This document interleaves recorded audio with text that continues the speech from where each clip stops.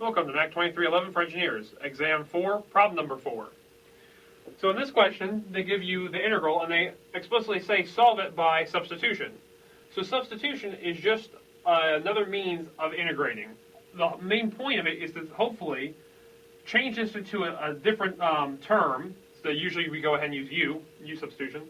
And then what you can do is, in changing this from x's to u's, hopefully that integration you do on the u term is going to be simpler than this integration.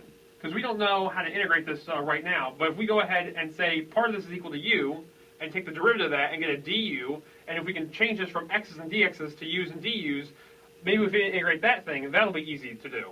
So what should we go ahead and actually set equal to u? Well, usually, how this works is part of this will end up being the derivative of another part. So the part that is not the derivative, that's what u should be. So you can see if you set the inside here equal to u, when we take the derivative of this, you'll actually get this in some form. It's all right if you're off by a coefficient. So if there's a constant term, you can always just go ahead and multiply or divide by a number or add a, or take away a negative, that kind of thing. But if you're off by an actual variable, an x or an x squared or something like that, then you have problems. And either you have to do a different substitution or substitution won't work. So we'll go ahead and say that u is equal to 1 plus 24 over x. And it's not the end of the world if you don't choose the correct substitution to begin with. You might just choose this, or you might choose the whole thing, including the negative 1/2. You'll soon find out that that's not actually going to help you out at all. So you just go ahead and start back over from scratch. So, but this should be the correct substitution. So then you would go ahead and you take the derivative. So you'd say du is equal to, well, 1 goes away, and the derivative of this is negative 24 over x squared dx. So now the idea is we should be able to go ahead and replace this with all u's if we want this to actually, be successful. So you'd say the integral from 1 to 3 of, okay, now this was just u, so you have u to the negative 1/2, and then you'd still have this 4 over x squared. Now dx, though, we could go ahead and actually divide this stuff over. So if you divide, it's like flipping and multiplying. So you could say that dx is equal to negative x squared over 24 du. So you can substitute that in for the dx. So where the dx went, we'll put negative x squared over 24 du. And then you can see that the x squared and the x squared will cancel out.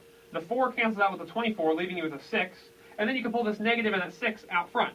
So we'll cancel out these and put a negative 1/6 out front. Because coefficients, they don't matter in integration, so you can just pull them out front. So let's go ahead and write this a little bit more cleanly. So you have negative 1/6 integral of 1 to 3, and then all you're left with is u to the negative 1/2 du. But we know how to integrate that. That's just a little power rule. You increase by 1, divide by that. So if you increase by 1, this becomes u to the 1/2, and if you divide by 1/2, you flip it and multiply by 2. So what you're going to end up with is negative 1/6 times 2 square root of u. And then you want to evaluate from 1 to 3. You can see that this would cancel out and just give you 1/3. Now, this is where it's up to you. You can either keep the bounds and plug back in for u, or if you want to keep the u, you have to change the bounds. You have to change either the u's or the bounds. If you want to change the bounds, you just take these bounds and plug them back in to your original u. So we'll go ahead and just change the bounds. So instead of using 1, if we plug 1 in, you can see 24 divided by 1 is 24, plus 1 is 25. So this will now be 25.